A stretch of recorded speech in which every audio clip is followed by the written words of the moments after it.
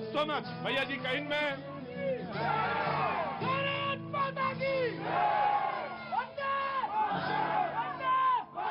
बहुत बहुत शुक्रिया, थैंक यू सो मच।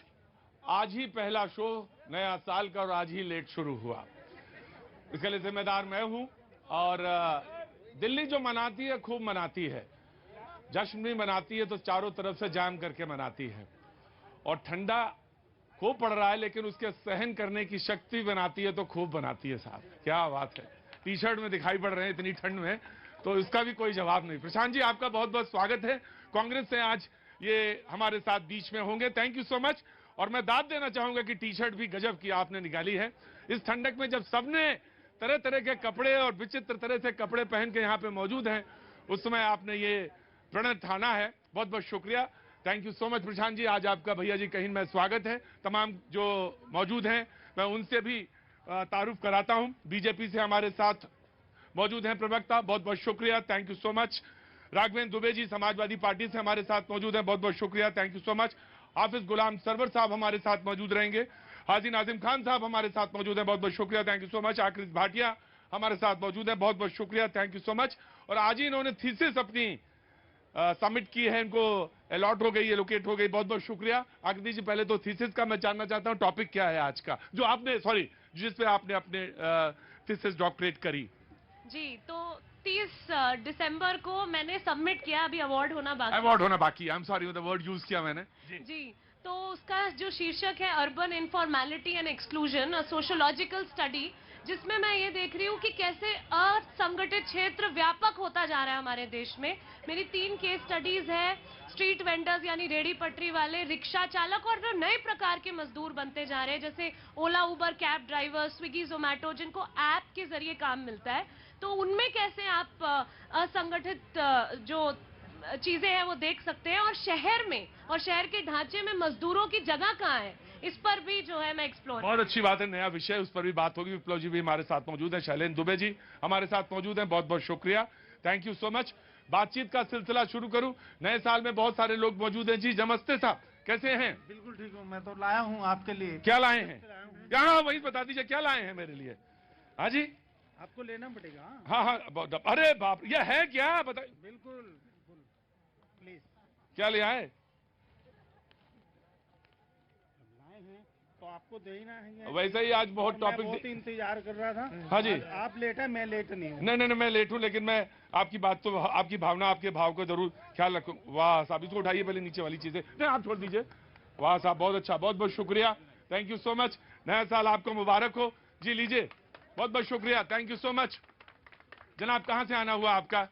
मैं जिला मुरादाबाद से बिलोंग करता हूँ। मुरादाबाद से आए हैं जी, पीतल की नगरी से। जी। तो कुछ कहना चाहते हैं, कुछ बोलना चाहते हैं? बोलना चाहता हूँ, मैं समाजवादी पार्टी का एक छोटा सा कार्यकर्ता हूँ। हाँ हमारी पार्टी जो इस टाइम चल रहा है यूपी में, हाँ, तो इस पे मतलब समाजवादी पार्टी की ओर से मैं अपना पक्ष रखना चाहता हूँ।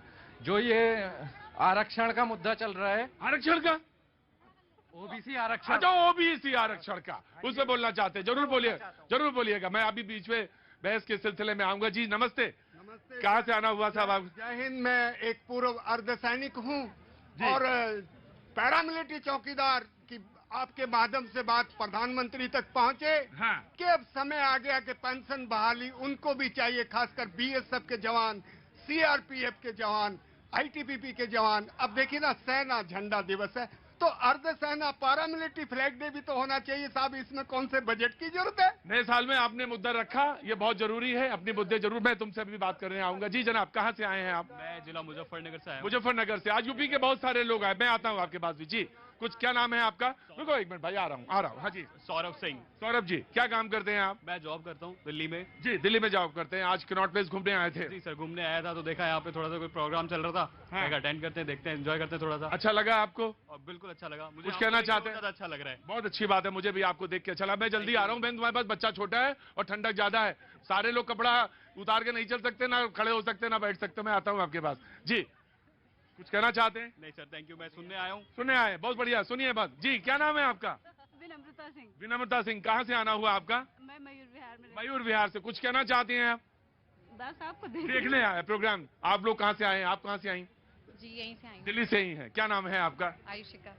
आयुषिका। आयुषिका, आयुषिका, कुछ नए साल में कोई रेजोल्यूशन जो आपने बनाया हो, जो आप कहना चाहते हो, दिल्ली में जो देखना चाहते हो आप, जो कुछ कहना नहीं चाहती, मैं एंजॉय करने आई। एंजॉय करना चाहते हैं? बहुत अच्छी बात है। दिल्ली के लोग भी बहुत एंजॉय, जब मैंने कहा ना, जब एंजॉय करते हैं तो जाम लगा देते हैं पूरी दिल्ली में। जी, क्या नाम है साहब आपका? नवीन कुमार। नवीन जी, पहले मिल चुके हैं जी। कुछ कहना चाहते हैं आप? कहना चाहते हैं क्या, बोलिए। एक लाइन। उल्टे हरि को बांधने चला तो जो था असाध्य वो साधने चला।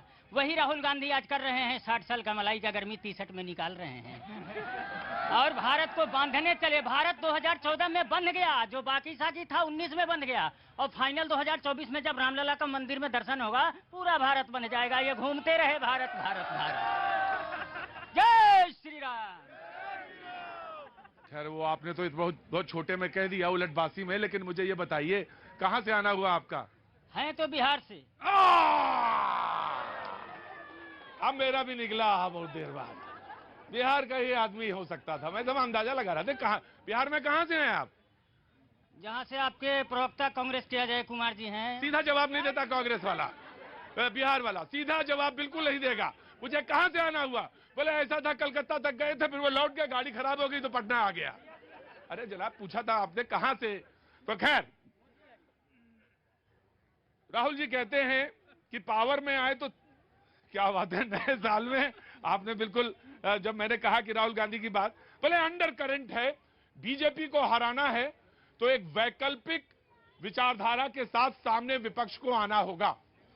और अगर हम वैकल्पिक विचारधारा या विचार रखने में कामयाब हो गए तो वो जो अंडर करंट है बीजेपी के खिलाफ, उसका हम पूरा फायदा उठा लेंगे। ये बात उन्होंने बोली। सबसे पहले कांग्रेस के प्रवक्ता बोलेंगे। प्रशांत जी आज आए हैं, उनका स्वागत करता हूं। वहां से स्टार्ट करेंगे, I will come to BJP. जी जी, 3 बड़े मुद्दे हैं इस समय। अगर आपको ये जो करंट सिचुएशन है यहाँ पे भारत में, अगर आप देख रहे हैं तो बेरोजगारी की आज ही रिपोर्ट 1 जनवरी को एक डेटा आता है जिसमें 8.3% बेरोजगारी दर है। और राहुल महीने की सबसे 16 महीने की सबसे ज्यादा है, और उसके बारे में कोई बात नहीं कर रहा है। सब लोग आप ये अगर देखेंगे, दूध उस दाम पे बिक रहा है जिस दाम पे पेट्रोल बिक रहा था। आज दूध उस दाम पे बिक रहा है, और पेट्रोल के, और अभी गैस के दाम, अभी कमर्शियल गैस के 25 रुपए बढ़े हुए हैं।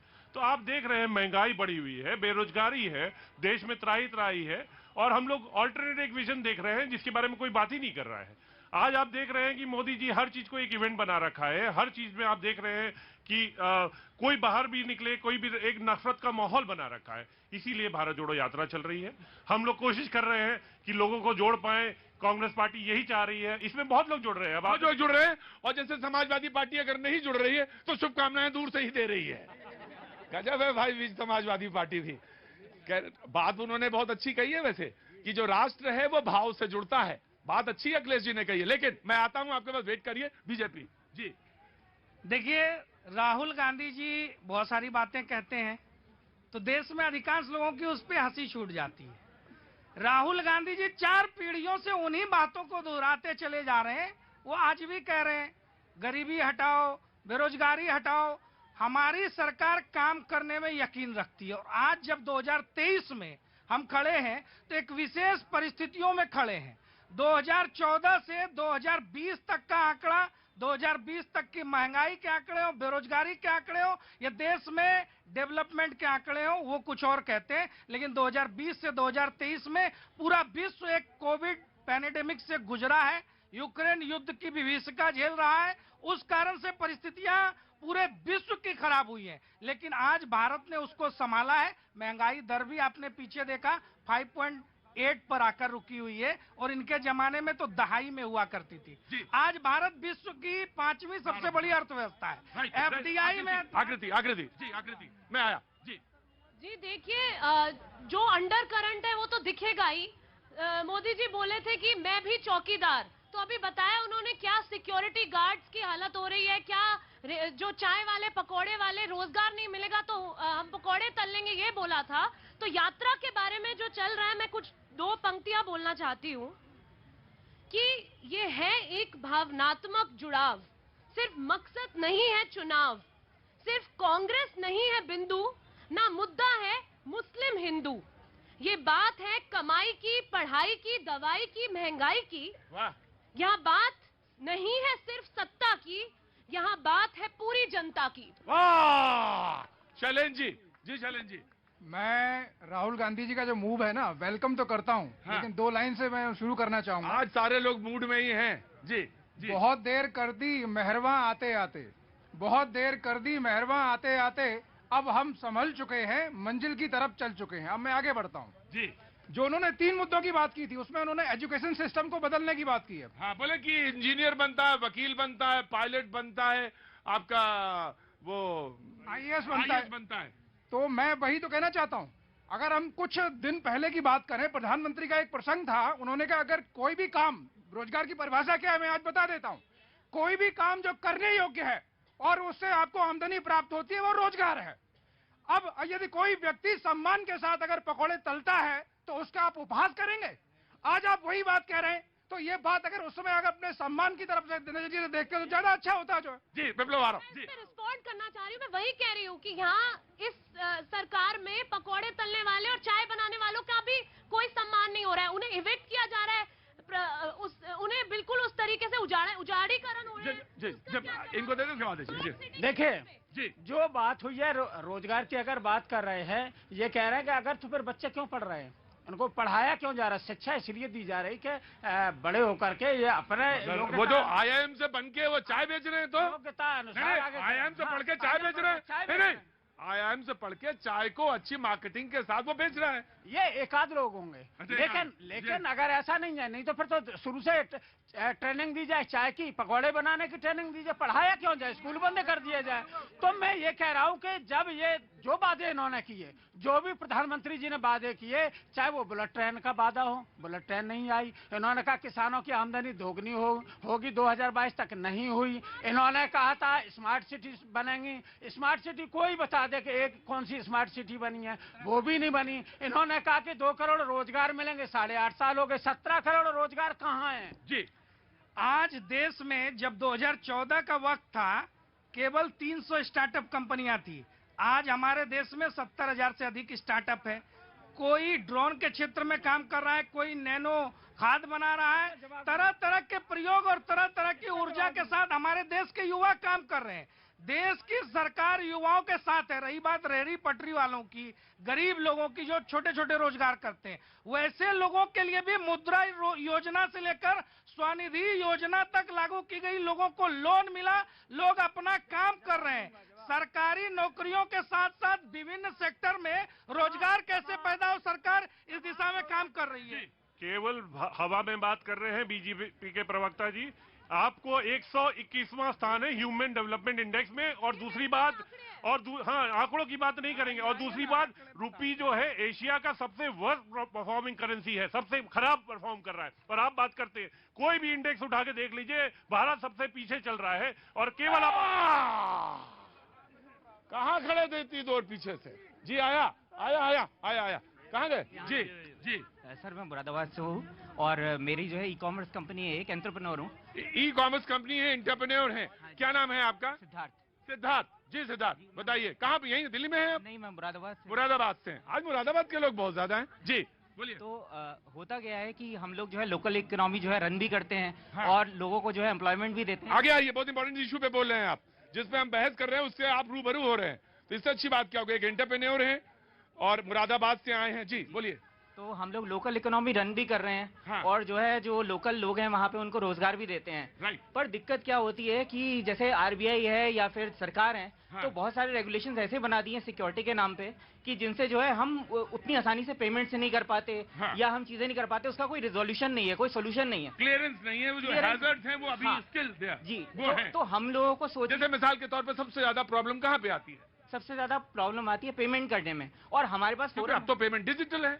डिजिटल में ही प्रॉब्लम आती है। तो एस्केलेट हम लोग करते हैं कि ये प्रॉब्लम्स यहाँ पे आ रही है। ये डिजिटल पेमेंट जो है उससे बेहतर हुआ है, भ्रष्टाचार कम हुआ है, या आपको लगता है? बेहतर हुआ है। बेहतर और हुआ। हम उसे पेमेंट करना चाहते हैं। हाँ। लेकिन हमारे पास पेमेंट करने का साधन उपयुक्त नहीं है। तो रिजर्व बैंक ने सिक्योरिटी के नाम पे बहुत सारी रेस्ट्रिक्शंस लगा रखी हैं, लेकिन कोई सोल्यूशन उसमें है ही नहीं। जी, मैं आपके इशू पे पॉइंट पे बात करूंगा, जरूर आऊंगा। जी मैम, नमस्ते, हैप्पी न्यू ईयर। कैसी हैं आप? बहुत बढ़िया। आप कैसे हैं? मैं बस अच्छा हूँ, थोड़ा लेट हो गया था।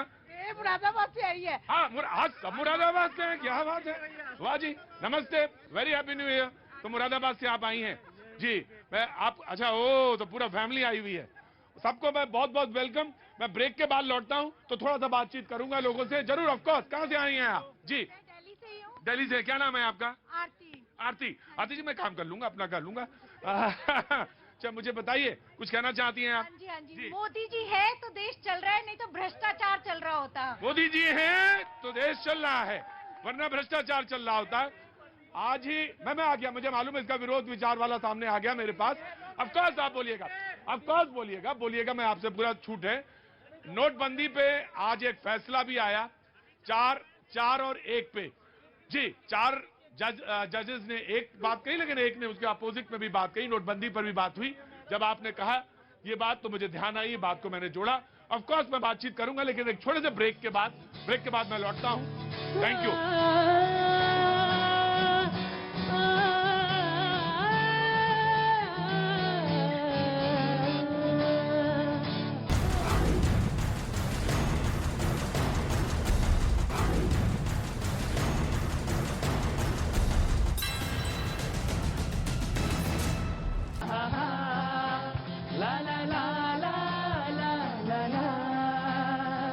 न्यूज़ 18 के साथ सुनो भैया जी की बात। आज न्यूज़ 18 के साथ सुनो भैया जी की बात। भैया जी कहिन में जनता करती मन की बात। अरे भैया जी कहिन में जनता करती मन की बात। नेताजी तैयार, यह जनता भी तैयार।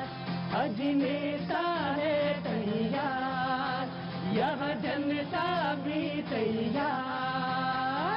भैया जी और पाजी मिलकर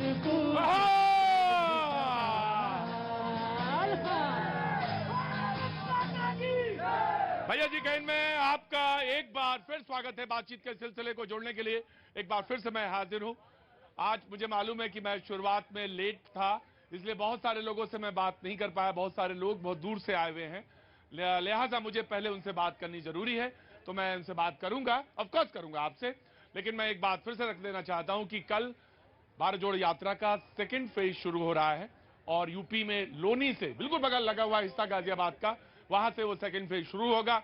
लेकिन उससे पहले जब राहुल गांधी ने प्रेस कॉन्फ्रेंस की तो उसमें कहा कि वो 3 काम वो कौन से पहले करना चाहेंगे। उसमें उन्होंने कहा कि एक तो शिक्षा नीति पे उन्होंने कहा, दूसरी बात जो उन्होंने महत्वपूर्ण की कि विदेश नीति जो है इस वक्त मौजूदा वो ठीक नहीं है, पड़ोसी देशों से नाराजगी होती है, भाईचारा नहीं है, जो हिंदू मुस्लिम भाईचारा है उसको बढ़ाने चाह रहे हैं। मैं एक छोटा सा रिएक्शन बीजेपी से and then well coming to, मैं आ रहा हूं अभी लोगों के पास आ रहा हूं। देखिए, राहुल गांधी जी शिक्षा नीति की बात करते हैं। जब उनकी सरकार रही, दशकों तक इस देश में शिक्षा नीति नहीं आई थी। नई शिक्षा नीति लाने का काम भी मोदी सरकार ने किया। पूरी दुनिया में मोदी सरकार की विदेश नीति में तारीफ हो रही है और हम आंख से आंख मिलाकर बात करते हैं, आंख झुकाने वालों में राइट टू एजुकेशन भूल गए। ये सोच रहे हैं कि कोई कुछ भी बोलेंगे और जनता मानती जाएगी। Right to information, right to education, मनरेगा, ये सब हम लोग लाए थे और अपने नाम मोदी जी। अरे 70 साल पहले तो कुछ हुआ ही नहीं, सब मोदी जी ने किया है। प्रतीक जी, सर्व शिक्षा अभियान अटल जी की सरकार में शुरू हुआ। प्रधानमंत्री ग्राम सड़क योजना अटल जी की सरकार में शुरू हुआ। अटल जी के सरकार में उतने ऐतिहासिक काम हुए, मनमोहन सरकार ने सब पर पानी फेरने। ये न्यू एजुकेशन पॉलिसी पे जरा एक बार डिबेट कर लीजिए। पूरा निजीकरण है, गरीब आदमी की शिक्षा का सवाल तो पूरा हट ही गया है उसमें से। तो ये किस तरह की न्यू एजुकेशन पॉलिसी है, आप बताइए। जी, मैं विदेश नीति जो खराब हुई है ये बता रहे हैं। इनको ये तो बता दो कि चीन से इन्होंने नहीं, ये राहुल जी कह रहे हैं। राहुल जी सुनो, कह रहे हैं विदेश नीति गड़बड़ है। तो हुई है ना, हुई है, आप मान रहे हैं, आप मानते हैं। चीन के साथ हमारा युद्ध हो रहा, चीन के साथ व्यापार भी बढ़ रहा है। आपको बता दूं कि मार्च से लेकर के अक्टूबर तक 6 महीने में इन्होंने 6 महीने में $60 बिलियन। शैलेंद्र जी देखिए, शैलेंद्र जी एक होती है कूटनीति। हर चीज विरोध ठीक है, लेकिन एक कूटनीति भी होती है। व्यापार बढ़ा रहे हैं, फिर आप कह रहे थे नहीं, आप कह रहे थे कि जो अपने भारत में जो खुद हम करेंगे तो वो क्यों नहीं कर रहे हैं। 60 ये बार ये विषय उठता है कि व्यापार बढ़ रहा है। 70 वर्षों तक इस देश को इस हालत में रखा कि हमको आज भी हम सुन तो लीजिए। कहाँ से आना हुआ सर आपका? बंगाल से, वेस्ट बंगाल से। वेस्ट बंगाल से कि आप बंगला बोल सकते हैं आप? हाँ, तो की नाम? श्याम राय। राम राय। तो कैसे आना हुआ है सर इधर? मैं घूमने के लिए आया हूँ। घूमने के लिए आए हैं, अच्छा अच्छा। तो ऊपर नॉर्थ बंगाल से हैं आप? हाँ, नॉर्थ बंगाल। नॉर्थ बंगाल से, तो इतना तो अंदाजा लगा लिया था। नॉर्थ बंगाल में कहाँ से हैं आप? मैं अलीपुर द्वार, एक ऐसी जगह है टोटापाड़ा बोल के, जो वर्ल्ड में टोटो जाति खाली वहीं पर मिलता है। उसका पॉपुलेशन सिर्फ 1500 है। उस जगह से मैं आता हूँ। उस जगह से आप आते हैं, अलीपुर द्वार से। जो क्या नाम, कितने कौन सी जाति बोले? टोटो जाति। टोटो 1500 लोग हैं। 1500 लोग पॉपुलेशन, खाली सिर्फ 1500 पॉपुलेशन है, वहां से आप आते। पहले तो मैं आपको अंदर बुलाना चाहता हूँ, आमंत्रित करता हूँ। कितने रिमोट एरिया से आप हमारे साथ आए हैं। तो भैया जी कहीं सब तो प्लीज क्लैप करिए इनके लिए। एक मेरा आपसे मिलने के लिए बहुत इच्छुक था। आपका प्रोग्राम मैं देखता रहता हूँ जी। तो मैं आ रहा हूँ भैया जी, आ रहा हूँ। देखो कहाँ से आए हैं, पहले भैया जी तो रुको। हाँ जी। हाँ। जी सर, आपसे मिलने का मेरा बहुत इच्छा था। आपका लाइव शो देखने के लिए मैं आपका बहुत स्वागत करता हूं। कभी इस बार जो 2023 है, नॉर्थ ईस्ट के लिए मैंने बिल्कुल रिजर्व कर रखा है कि नॉर्थ ईस्ट में मुझे जाना है। ऑफ कोर्स मैं फरवरी या मार्च के आसपास मैं उधर आ रहा हूं शो करने। जरूर आपके एरिया में जरूर आने की कोशिश करूंगा। Thank you so much sir, thank you. जी जी जनाब। हाँ, इधर से मैंने बोला था। हाँ जी, इधर से किसको बोलना था? हाँ जी, आ गया मोहन भाई। प्लीज, मैं 70 जन्म मैं पैदा हूंगा, 70 जन्म तक पैदा हूंगा। एक बार भी नहीं बोलूंगा, पूछूंगा आपसे। इन 70 जन्म में नहीं, 71वां जब जन्म लूंगा तब आपसे पूछूंगा। इसलिए प्रतीक्षा करिए। आज आपका नंबर ये कट। जी भैया जी, मैं दिनेश बोल रहा हूँ जी। और मैं ये कहता हूँ, जब भी मैं बोलता हूँ तो दो शब्द, मतलब मैं दो में टूट जाता हूँ। इस देश में बड़ी पार्टी है दो, बीजेपी या कांग्रेस। बीजेपी तब आई जब कांग्रेस ने कुछ गड़बड़ कर रही थी, ठीक है। लेकिन अब एक चाय वाला जब पार्टी मतलब जीत गई और बन सकता है, तो वो किसके राज में, किस समय में बना? कांग्रेस के समय में। अब समय उनको देख लिया, जितने उन्होंने वादे किए थे वो देख लिया गया। अब उनको कांग्रेस को भी आने देना चाहिए। ऐसा नहीं है कि चाय वाला भी अच्छा काम किया, मैं ये नहीं कह रहा बुरा काम किया है, लेकिन कांग्रेस की राज में वो बीजेपी जीती है, ठीक है, जब वो सही काम नहीं कर रही थी। तो अब क्या अंधभक्ति? या 10 साल देख लिया, जितना अच्छा करना था कर लिया, बहुत जबरदस्त कदम उठाए बीजेपी ने।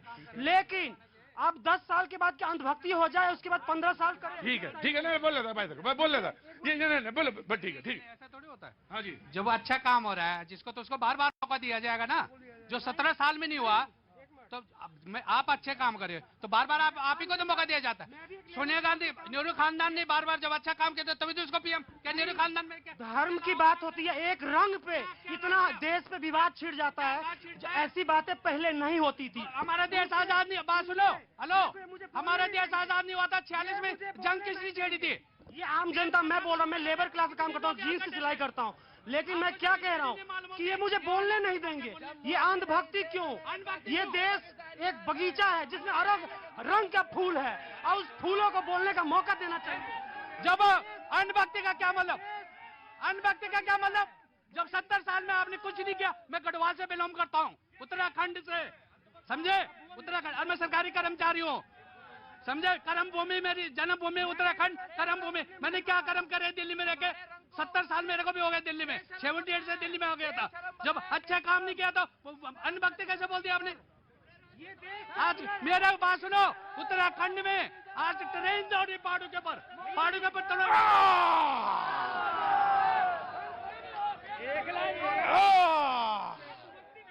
कहने लगे कि रंग किसी से आवाज आई, रंग कोई भी हो बेशरम मत दिखाओ। क्या बात है साहब। मैं आया, मैं माफी के पास आ रहा था बीच में। दुबे जी, आज मैं बहुत लेट हुआ हूँ, मेरा मूड था आज बहुत लोगों से बात करने का। नो सर, अब नहीं बस, नहीं अब हो गया सर। अरे आप पिथौरागढ़ रुको, मैम कहाँ से आना हुआ? सर हम दिल्ली से ही हैं। दिल्ली से ही हैं। क्या नाम है आपका? मेरा निर्मल कश्यप नाम है। निर्मल कश्यप। आज नए साल में आप अरे रुको भाई, पिथौरागढ़ रुको जी। तो नए साल में आना हुआ आपका। आपको नए साल की बहुत बहुत आपको भी बहुत बहुत शुभकामनाएं। 23 बहुत अच्छा हो, शुभ हो, मंगल हो, देश के लिए कल्याणकारी हो, नई ऊंचाइयां देश छुए और आप परिवार में भी खूब खुशी आए। जी कुछ कहना चाहती हैं? जी हाँ। हमारा पर्सनल मैटर है, ये ओला उबर में मेरे हस्बैंड ड्राइवर हैं। अभी 23 तारीख को दिल्ली से मुंबई ट्रिप लेकर गए थे और तो उन्होंने आने जाने का ट्रिप वो किया था, वहाँ जाके कैंसिल करा दिया, पूरी पेमेंट नहीं दी है। पूरी पेमेंट नहीं दी है। मुख्यमंत्री हम गरीब आदमी है सर। देखिए मैं इस मुद्दे पे तो नहीं बोल पाऊंगा, लेकिन बड़ी सेफ चीजें हैं, सारे एड्रेस, सारे फोन नंबर सब होते हैं। कोर्ट में चैलेंज किया जा सकता है, अगर कोई ऐसा काम कर रहा है तो कोर्ट का दरवाजा भी है और कंप्लेन और रिपोर्ट भी लिखाई जा सकती है। ऑफ कोर्स मौलाना यहाँ प्लीज, जितना कम प्रशांत जी ने कपड़े पहने हैं उतने ही ज्यादा कपड़े मौलाना पहन के आए हैं। वो टी शर्ट में आए हैं तो एक जैकेट तो पहनी मैंने, ऊपर से एक और जैकेट पहन ली। मौलाना इतनी ठंड है या प्रशांत जी को लग नहीं रही है? नहीं, ये तो देश, देखिए इस देश को या तो इन्होंने समझा नहीं। अभी बड़ी अच्छी बात कर रही थी, पहली बार मैं तो बड़ा सम्मान करता हूं दोनों जो प्रवक्ता हैं, कह रही थी रोजी रोटी, पढ़ाई लिखाई, कमाई मुद्दा है। हाँ। नो डाउट ये तो मुद्दा है ही। अगर ये मुद्दा है तो आपके तमाम जो राष्ट्रीय नेता हैं जो इवेंट कर रहे हैं भारत जोड़ो यात्रा के नाम पर, ये बार बार हिंदू और मुस्लिम का नारा क्यों देते हैं? मैंने या किसी भाजपा के नेता ने नहीं कहा, एंटोनी साहब ने भी, इससे पहले इनके 3-4 नेताओं ने बार बार जब बात रोजी रोटी पर पटरी पर गाड़ी आनी होती है, मोदी जी तो इस तरह की बात अभी तक नहीं की। वो तो जितना भाषण, जिसको इवेंट ही कह रहे हैं, इवेंट करते हैं, तो इवेंट में तो हमेशा वो मन की बात में भी जो सामाजिक मुद्दे, जो राष्ट्रीय मुद्दे, करते क्या है ये मैं अभी नहीं कह रहा हूं, लेकिन उन्होंने कभी इस तरह की बात तो कही नहीं। इनके राष्ट्रीय नेता जब कुछ बोलते हैं तो उसमें हिंदू मुस्लिम वाला मसाला जरूर मिला देते हैं, टेस्ट बढ़ जाता है इनका। तो ये क्यों नहीं? जी ऐसे कई सारे स्टेटमेंट्स हैं जो मैं आपको बता सकती हूँ कि इनका पूर्ण बहिष्कार कीजिए, इनकी जो है इलेक्टेड लोगों ने बोला है, और मोदी जी ने भी बोला कि कपड़ों से पहचान सकते हैं, और तमाम शमशान घाट और ये सब कब नहीं का, कितनी सारी ऐसी बातें हैं, ये कोई झूठ नहीं है। एक बयान बड़ा महत्वपूर्ण है, एक बयान राहुल जी का बड़ा महत्वपूर्ण, उन्होंने कहा कि आरएसएस और बीजेपी वालों को अपना गुरु मानता हूं। बोला मैं गुरु मानता हूं कि वो जो नहीं करना चाहिए वो मुझे बता देते हैं। तो मैं जी जो वो कर रहे हैं उससे हमें सीखने को मिल रहा है, ये बात हम अग्री करते हैं कि ये काम नहीं करना है। वो ये सारे काम गलत करते हैं। अब बात करते हैं, योगी जी ने खुद उनके सामने स्पीच दिया गया कि इनको मुर्दे उखाड़ेंगे, इन्हीं के यहाँ बीजेपी में ही दिया गया था कि उनको निकाल के रेप करो, इस तरह के बयान दिए गए। देखिए राहुल गांधी के कितने बयानों की फहरिस्त में गिनाऊं। अमेरिकी राजनयिक से बातचीत करते हैं, बताते हैं कि हिंदू संगठन आईएस से ज्यादा खतरनाक है। इसके बाद ये राहुल गांधी वही है जो कहते हैं हिंदू मंदिरों में लड़कियां छेड़ने लोग जाते हैं। इनके नेता शशि थरूर कहते हैं हिंदू आतंकवाद, हिंदू तालिबान। सलमान खुर्शीद अपनी किताब में लिखते हैं बोको हराम। और आज हमारी पार्टी तो जब भी बात करती है 135 करोड़ हिंदुस्तानियों की, इनके नेता कहते हैं कि अब हमको हिंदू वोट बैंक की भी जरूरत है। तो देश में मोहब्बत की दुकान नहीं, वोट बैंक की दुकान चलाने वाले। बाबूजी नमस्ते, कैसे हैं? अरे कोई कपड़ा पड़ा नहीं पहना आपने? मैं नहीं पहनता जी। कपड़ा पहनते ही नहीं? कुर्ता पजामा पहनता। नहीं कपड़े से मेरा मतलब है कोई गर्म कपड़ा नहीं पहनते। मैं बोलना चाह रहा हूँ हाँ कि एक बात मैं भी पूछना चाह रहा हूँ, ये ऐसा अभ्यास कैसे किया आपने? ये अपना भगवान की कृपा है। ये भगवान की कृपा है। वाह वाह, बहुत अच्छी बात है, भगवान की कृपा है। ठंड ठीक ठाक है। देखो मैं मुंह तो एक ही बात नहीं कहता हूँ। हाँ। और ना ही मैं पॉलिटिकल हूँ। हाँ। जो सबके सामने सच्चाई है उसको मैं बोलूंगा। जिन लोगों ने 70 साल से देश को बचाए रखा, इन्होंने 7-8 साल के अंदर बेच दिया गया। और दूसरा इन्होंने महंगाई इतनी कर दी, जो 3 गुना किराया एक संग बढ़ाया। जब दूसरी पार्टी 1-1 रुपया बढ़ाती थी तभी ये लोग धरना प्रदर्शन करते। जी। मैं ये बताना चाहता हूँ कि जब से मोदी जी आए हैं, इन्होंने ऐसा बेड़ा गर्क किया है कि हम भारत सरकार में सामान सप्लाई करते थे, जैम सिस्टम चालू कर दिया, लेकिन उसमें एक पेज ये लगाया है कि कंपनी का ऑथराइजेशन नंबर लेना पड़ेगा, लेकिन कंपनी ऑथराइजेशन नंबर नहीं देती। हम वैसे सप्लाई पहले बहुत अच्छा काम कर लेते, पहले ऐसे ही सप्लाई कर देते थे। नहीं, बिना ऑथराइजेशन नंबर के। बिना ऑथराइजेशन नंबर के हाँ, माल सप्लाई होता था। देखिए विप्लव जी, वो उधर उन्होंने कहा कि किसी प्राइवेट टैक्सी कंपनी से गए और वहां जाके मुंबई में वो लोग लेके गए और वहां पेमेंट नहीं हुआ। देखिए साहब, अनऑथराइज्ड हो रेगुलराइज हो, काम रेगुलराइज हो, बिल्कुल ऑथेंटिकेशन के साथ हो, ये काम जरूर है, ये होना चाहिए, ये बिल्कुल होना चाहिए। इसका मैं हिमायतू जी का ऑफकोर्स में आया। जी जनाब, जी जी। सर मेरा नाम मोहम्मद आसिफ है। मोहम्मद आसिफ, कहाँ से आना हुआ जनाब? दिल्ली से आया हूँ। दिल्ली से आए हैं, क्या काम करते हैं साहब? सर मैं पढ़ाई करता हूँ बीएससी लास्ट ईयर है। दिल्ली यूनिवर्सिटी से? जी दिल्ली यूनिवर्सिटी से। बहुत अच्छी बात, आप सवाल पूछिए आप। सर मैं 2 लाइन बीजेपी के लिए कहना चाहूँ। बिल्कुल कहिए आप। बहुत मोहब्बत करते हैं हम उन पार्टी से, तो अगर जो आप हमारा नाम मोहब्बत से जानना चाहते हो तो जान लो, अगर जो आप हमारा नाम मोहब्बत से जानना चाहते हो तो जान लो, लेकिन इतनी तुम्हारी औकात नहीं कि तुम हमें हमारे कपड़ों से पहचान लो।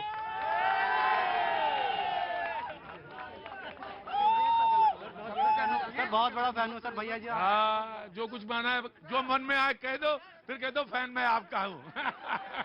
बोले बोले मेरे मन में ये था, कह दिया, बोले पर फैन मैं आपका हूँ। बहुत बढ़िया, बहुत गॉड ब्लेस यू बेटा।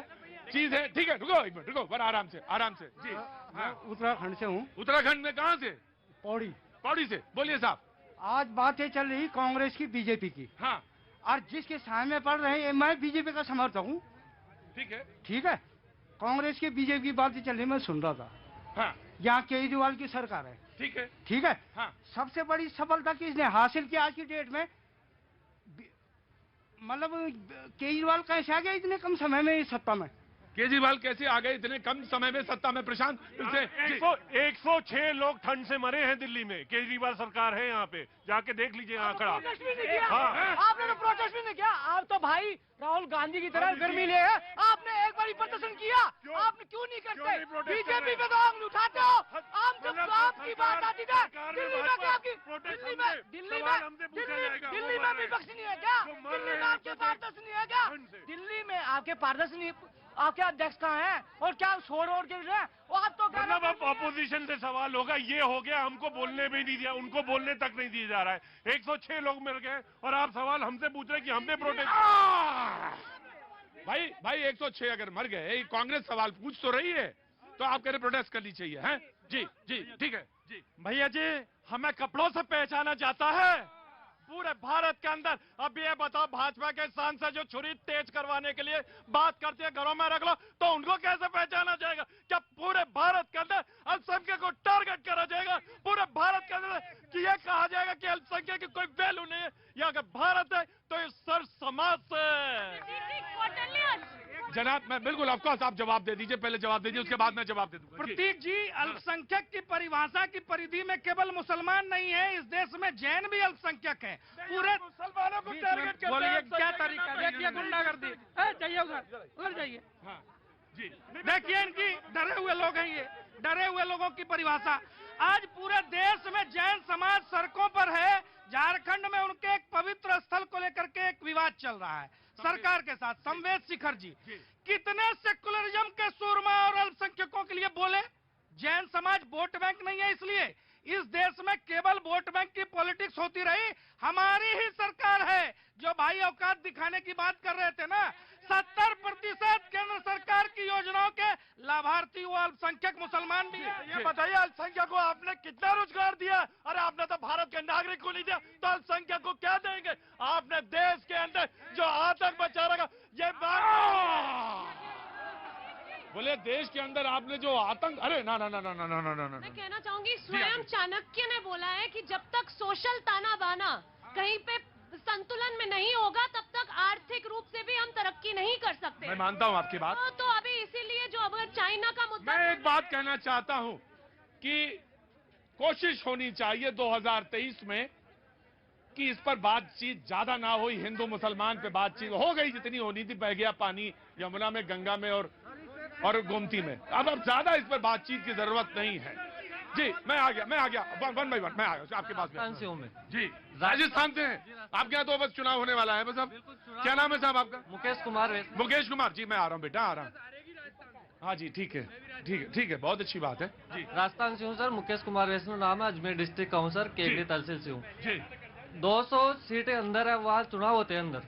200 सीट प्लस होती है वहाँ पे चुनाव राजस्थान के अंदर। कौन? कांग्रेस है अभी। हाँ। 180 प्लस है। हाँ। अब की बार जो चुनाव होगा ना, हाँ। 10 सीट भी नहीं बचा पाएगी कांग्रेस। वो टोटल बीजेपी की सरकार बढ़ेगी, 180 प्लस जाएगी वहाँ पे। कांग्रेस आएगी भी वहाँ पे 10 सीट आएगी, कांग्रेस की सिर्फ 10 सीट। एक चीज मैं और कहना चाहता हूं, ये टेलीविजन वालों को भी, यानी जो टीवी के डिबेट करते हैं उनको भी, हम लोग को कुछ नया 2023 में बात करनी चाहिए। चुनाव चुनाव और चुनाव और चुनाव के मुद्दे तमाम होते। चुनाव क्या हुआ रे तुम्हारी? ये क्या हुआ रे तुम्हारी? ठीक से मूछें अभी गाढ़ी नहीं हुई हैं, हल्ला मचा रहे हो, सुनने का कोई नाम नहीं। मुद्दे बदलने चाहिए, बातचीत कुछ और होनी चाहिए नए विषयों पे। कैसे हम कौन सी चीजें सोच रहे हैं, क्या कर रहे हैं, किस तरह से बातें हो, इस पर जरूर होनी चाहिए। मैं आपका स्वागत करता हूं, आपने एंटरप्रेन्योर हैं, आपने कोई परेशानी बताई है, ऑफ कोर्स वो डिजिटल पेमेंट को लेकर है, और भी कहना चाहते हैं, ऑफ कोर्स आइए, आपसे सुनेंगे हम बात। जी सर, मैं कांग्रेस के पूछना चाहता हूँ, ये टी शर्ट राहुल गांधी ने दी है, ये इन्होंने खुद खरीदी है? अरे नहीं सर, मैं भी बहुत थक गया हूँ गरम कपड़े पहन के, एक टी शर्ट में। अरे छोड़ो, प्रशांत जी ने, मैं प्रोग्राम जल्दी खत्म कर रहा हूँ, प्रशांत ज्यादा परेशान ना होना, उसके बाद कोट पहन लेना, ठंडा लग जाएगा। जी राहुल गांधी जी के बयानों को लेकर क्या सोचे? उन्होंने कल ही एक बयान दिया कि सारे लोग ठंड से डरते हैं जो गर्म कपड़े पहनते हैं। तो क्या ये सारे डरे हुए लोग हैं और एकमात्र बिना डरे हुए लोग ये हैं? देश, ये कैसी बातें हैं? देखिए, कबीर दास की उल्टी बानी मुझे याद आ जाती है। राहुल गांधी जब भी बोलते हैं कंबल बरसता है और पानी भीगता है। अभी भाजपा के प्रवक्ता कहते हैं कि कांग्रेस खत्म हो रही है, कांग्रेस, तब से राहुल गांधी। इसके अलावा राहुल गांधी, हम इतना राहुल गांधी नहीं बोलते जितना ये बोलते हैं। और जहां तक रही टी शर्ट की बात, ये तो कहते हैं कि आरएसएस बीजेपी जो है इनका गुरु है। हम तो बोल रहे हैं कि क्या नहीं करना। आप दो लोग से सीखते हो, आप एक से सीखते हो कि क्या करना है, और इनसे सीख रहे हैं कि क्या नहीं करना। चलें। देखिए प्रतीक जी, ऐसा है, अगर मैं बात करूं ना मोहब्बत की, तो मोहब्बत तो तभी पैदा हो सकती है ना जब सब कानून सबके लिए समान हो। अगर कोई एक प्रदेश की सरकार जो है एक शिक्षण संस्थान में ड्रेस कोड इंप्लीमेंट करने का प्रयास करती है, वहां पर भी इनको रंग दिखाई देता है जो है। दूसरी तरफ अगर ये सब में मोहब्बत की बात करते हैं तो सबके लिए एक कानून की डिमांड करिए ना। अगर जो विदेश नीति की बात करते हैं तो मतलब देश में कश्मीर में धारा 370 का समर्थन क्यों नहीं करते? तो इनका कहने का 370 हटने से क्या तब्दीली आई कश्मीर के अंदर? जो पहले था वो आज भी है। आप झूठ मत बोले, कश्मीर के अंदर जो आज पहले था वो आज भी है। कश्मीर की हालत भी बदली है, देश की फिजा भी बदली है। ये जो नफरत का रंग ये फैला रहे थे, जो वोट बैंक के नाते बहुसंख्यकों को जाति में बांटकर और अल्पसंख्यकों का तुष्टीकरण हो रहा था, उसकी पूरी लगाम जनता ने 2014 में थाम दी। बाजी, आज मुझसे लेट हुआ, लेकिन कल नहीं होगा। जो एक बार गलती हुई बार बार नहीं होगी। आज कल मैं जल्दी आऊंगा, बातचीत जरूर करूंगा आपसे। अगर आप मुरादाबाद वाले रुक जाएं तो जरूर अच्छी बात। आज अभी बस सिर्फ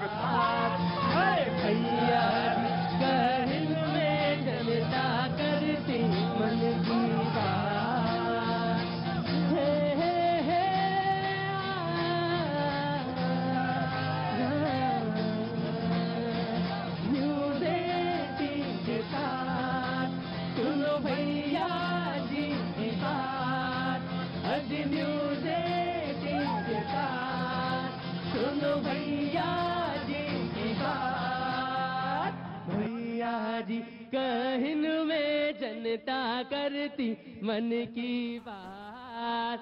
अरे भैया जी, कहन में जनता करती मन की बात।